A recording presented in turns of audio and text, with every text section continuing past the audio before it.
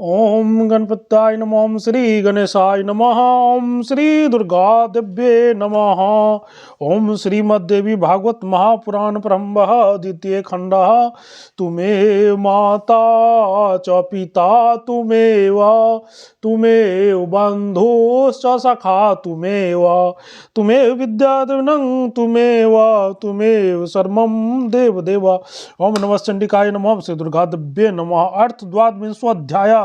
राजा हरिश्चंद्र का रानी और राजकुमार का विक्रय करना और विश्वामित्र को 11 करोड़ स्वर्ण मुद्राएं देना तथा विश्वामित्र का और अधिक धन के लिए आग्रह करना। व्यास जी बोले, हे राजन, अपनी धर्म पत्नी के द्वारा बार बार प्रेरित करने के लिए राजा हरिश्चंद्र कहा, हे भद्रे, मैं अत्यंत निष्ठुर होकर तुम्हारे विक्रय की बात स्वीकार करता हूँ।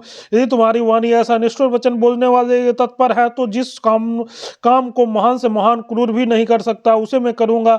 ऐसा कहकर निर्वश्रेष्ठ हरिश्चंद्र पूर्वक नगर गए और वहां नाटक आदि दिखाते जाने वाले स्थान पर अपनी भार्या को प्रस्तुत करके आंखों में रूंधे हुए कंठ से ने कहा, नगरवासियों, आप लोग ध्यान पूर्वक मेरी बात सुनिए। आप लोग किसी को भी यदि मेरी प्राण प्रिय भार्या दासी का काम कर लेने की आवश्यकता है तो वो शीघ्र बोले। मैं जितना धन चाहता हूँ मैं अगर कोई खरीद ले तो इस पर वहां उपस्थित बहुत से विद्वान पुरुषों ने कहा, अपनी पत्नी का विक्रय करने के लिए यहाँ हुए तुम कौन हो? राजा बोले, आप लोग मुझसे क्यों पूछते हो तुम कौन हो? मैं मनुष्य नहीं बल्कि महान क्रूर हूँ, अथवा यह समझे एक भयानक राक्षस हूँ, तभी तो ऐसा पाप कर रहा हूँ। व्यास शब्दों को सुनकर विश्वामित्र एक वृद्ध ब्राह्मण का रूप धारण करके हरिश्चंद्र के समान अचानक आ गए और बोले, मैं धन देकर इस दासी को खरीदने के लिए तत्पर हूँ, अतः तो मुझे दे दीजिए। मेरे पास बहुत धन है, मेरी पत्नी बहुत ही सुकुमार है, इसलिए वो गृह कार्य नहीं कर पाती है, अतः आप मुझे दे दीजिए। मैं इस दासी को स्वीकार तो कर लूंगा, किंतु मुझे इसके बदले आपको धन कितना देना होगा? विप्र ने कहा, आपकी भार्या कर्म, आयु, रूप और स्वभाव के अनुसार यह धन दे रहा हूं, इससे स्वीकार कीजिए। मैं स्त्री मुझे सौंप दीजिए। धर्मशास्त्र में स्थित तथा पुरुष का जो मूल्य निर्दिष्ट है वो इस प्रकार है, यदि स्त्री 32 लक्षणों से संपन्न, दक्ष, शीलवती और गुणों से युक्त हो तो उसका मूल्य 1 करोड़ स्वर्ण मुद्रा है। उसी प्रकार पुरुष का मूल्य 10 करोड़ स्वर्ण मुद्रा होता है। उस ब्राह्मण की आवाज सुनकर राजा हरिश्चंद्र महान दुख से व्याकुल हो उठे, उनसे कुछ भी नहीं कह सके। तो उस ब्राह्मण ने राजा के सामने वक्कल के ऊपर धन रखकर रानी के बालों को पकड़कर उन्हें खींचना आरंभ कर दिया। और जब तक मैं अपने पुत्र को भली भांति देख न लूं तब तक आप मुझे छोड़ दीजिए, क्योंकि अभी फिर से इस पुत्र का दर्शन तो दुर्लभ ही हो जाएगा। तत्पश्चात रानी ने कहा, पुत्र, तुम दासी बनी हुई अपनी इस माँ की ओर देखो। हे राजपुत्र, तुम मेरा स्पर्श मत करो, क्योंकि मैं अब तुम्हारे स्पर्श योग नहीं रह गई हूँ। तब ब्राह्मण के द्वारा खींची जाती हुई माता को सहसा देखकर उस बालक के नेत्रों में आंसू भरा है। मामा कहता हुआ उनकी ओर द्वारा कौवे के पंख के समान केशों वाले राजकुमार जब हाथ से माता का वस्त्र पकड़ते गिरते हुए साथ चलने लगा, तब ब्राह्मण उस आए हुए बालकों को क्रोधपूर्वक मारने लगे। फिर भी उस बालक ने माँ कहते हुए अपने माता को नहीं छोड़ा। रानी बोले, हे नाथ, मुझ पर कृपा कीजिए और इस बालकों को भी खरीद लीजिए, क्योंकि आपके द्वारा खरीदी गई भी मैं इनके बिना आपका कार्य सिद्ध करने में समर्थ नहीं रहूंगे। पर वो मुझे मंदभागिनी पर इस प्रकार की आप कृपा आप अवश्य कीजिए। ब्राह्मण ने कहा, यह धन लीजिए और अपना पुत्र मुझे दे दीजिए। धर्मशास्त्र में स्त्री पुरुष का मूल्य निर्धारित कर दिया, जैसे 100,000, लाख और करोड़। उसी प्रकार अन्य विद्वान ने शुभ लक्षणों से युक्त कुशल तथा सुंदर स्वाभाविक स्त्री का मूल्य 1 करोड़, वैसे गुणों वाले पुरुष का मूल्य 10 करोड़ बताया गया है।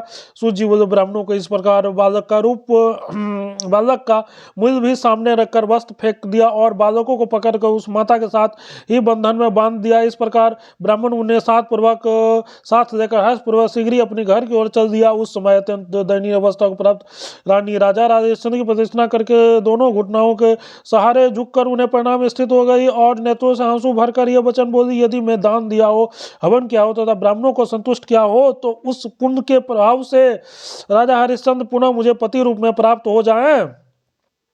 अपने प्राण से भी बढ़कर प्रिय रानी को चरणों पर पड़ी हुई देखकर हाय हाय ऐसा कहते हुए व्याकुल इंद्रियों वाले हरिश्चंद्र विलाप करने लगे और सत्यशील तथा गुणों से संपन्न मेरी भार्या मुझसे अलग कैसे हो गई? वृक्ष की छाया भी उस वृक्ष को कभी नहीं छोड़ती है। इस प्रकार परस्पर घनिष्ठता प्रकट करने वाला यह वचन भार्या से कहकर राजा ने उस पुत्र को ऐसा कहा, मुझे छोड़कर तुम कहाँ जाओगे? फिर भी मैं किस दिशा में जाऊंगा और मेरा दुख कौन दूर करेगा?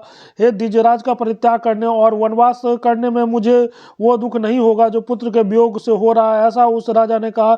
वह रानी ने लक्ष्य उस राजा से करने लगे। इस लोक में पत्नियां सदा अपने उत्तम पति के सहयोग हेतु होती है, फिर भी हे कल्याणी मैं तुम्हारा परित्याग कर दिया है, अब तुम्हें दुखी बना दिया है। इक्ष्वाकुवंश में उत्पन्न राजा के संपूर्ण सुख सुविधाओं से संपूर्ण मुझ जैसे पति को पाकर तुम दासी बन गई हो। हे देवी, विस्तृत पौराणिक आख्यानों के द्वारा इस महान शोक रूपी सागर में डूबे रहने रहे मुझे दीन का उद्धार कब कौन करेगा। सूत जी बोले, तदंतर राजर्षि हरिश्चंद्र के सामने ही कोरों से निष्ठुरता पीटते हुए विप्रश्रेष्ठ उन्हें ले जाने के लिए प्रयत्न करने लगा। अपनी भार्या को, उस पुत्र को ब्राह्मणों के द्वारा ले जाते हुए देखकर राजा दुखित व्याकुल होकर बार बार उष्ण श्वास से लेकर विलाप करने लगे।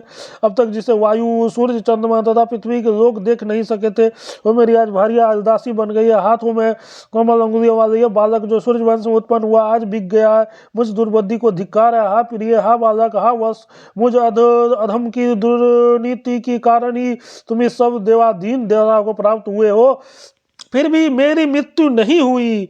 अब मुझे धिक्कार है। व्यास जी बोले, उन दोनों को लेकर ऊंचे ऊंचे वृक्ष आदि को पार करते हुए ब्राह्मण उस तरफ विलाप कर रहे के सामने सीतापूर्वक अंतर ध्यान हो गया। उसी समय महान तेजस्वी मुनिश्रेष्ठ विश्वामित्र अपने शिष्यों के साथ वहां पहुंचे। उस समय वे कोसी केंद्र अत्यंत निष्ठुर तथा क्रूर दृष्टिगत सो रहे थे। विश्वामित्र बोले, हे राजन, है महाव, यदि आप सत्य को सदा स्वीकार किया हो तो ये कि उस दक्षिणा का वचन आपने पहले दे रखा, अब उसे दे दीजिए। हरिश्चंद्र बोले, हे राजा से मैं आपको प्रणाम करता हूँ। अनागरासु एक अवसर पर पहले मैंने आपको दक्षिणा प्रदान की थी, वो आपकी दक्षिणा आप ग्रहण कीजिए। विश्वामित्र, राजा, दक्षिणा में निमित्त जो धन दे रहे हैं उसे आपने कहाँ से प्राप्त किया और किस तरह से धन अर्जित किया है, मुझे साफ साफ बताइए। राजा बोले, महाभाग, अभी यह सब बताने के क्या प्रयोजन, क्योंकि उत्तम व्रत का पालन करने वाले विप्र मैं सुनने से आपका शोक ही बढ़ेगा। ऋषि बोले, राजा, मैं दूषित धन कदापि ग्रहण नहीं करता हूँ, मुझे पवित्र धन दीजिए और जिस उपाय से प्राप्त हुआ उसे बता दीजिए। मैंने अपने उस साध्वी भार्या को 1 करोड़ स्वर्ण मुद्रा, अपने रोहित नाम के पुत्रों को 10 करोड़ स्वर्ण मुद्रा बेच दिया। अभी समय मेरे पास इन 11 करोड़ स्वर्ण मुद्राओं का आप स्वीकार करें। बोले, स्त्री और पुरुष को बेचने पर प्राप्त हुए धन को अल्प समझकर विश्वामित्र क्रोधित होकर शोकग्रस्त हरिश्चंद्र से कहा। ऋषि बोले, राजसूय में इतनी दक्षिणा नहीं होती और शीघ्र ही धन का उपार्जन कीजिए जिससे वो दक्षिणा पूर्ण हो सके। क्षत्रिय धर्म के पालन करने विमुख है राजन, यदि आप मेरी दक्षिणा को इतने द्रव्य से ही तुल मानते हैं तो फिर मेरे परम तेज को शीघ्र ही देख लीजिए। अत्यंत पवित्र अंतःकरण वाले उस ब्राह्मण की कठोर तपस्या तथा मेरे विद्य अध्ययन के प्रभाव से आप अभी देख लीजिए। राजा बोले, हे भगवान, मैं इसके अतिरिक्त और भी दक्षिणा दूंगा, किंतु कुछ समय प्रतीक्षा कीजिए। अभी अभी मैंने अपनी पत्नी तथा अबोध पुत्र को बेचा है। विश्वामित्र बोले, हे नारद, दिन का चौथा प्रहर भी उपस्थित है, यह प्रतीक्षा का अंतिम समय है, इसके बाद फिर आप मुझसे कुछ ना कहिएगा। इति श्रीमद्भागवत महापुराण सहस्त्रायं सहितायं सतम स्कंधे हरिश्चंद्र पत्नी पुत्र विक्राय वर्णन नामो 12वां तत्सत। प्रेम से बोलो जगत जननी जगदम्बा माता की जय। जय माता दी। प्रेम से बोलो जय माता दी। मिलके बोलो जय माता दी। बड़े भी बोलो जय माता दी, छोटे भी बोलो जय माता दी। जय माता दी, जय माता दी। हर हर महादेव। जय माँ।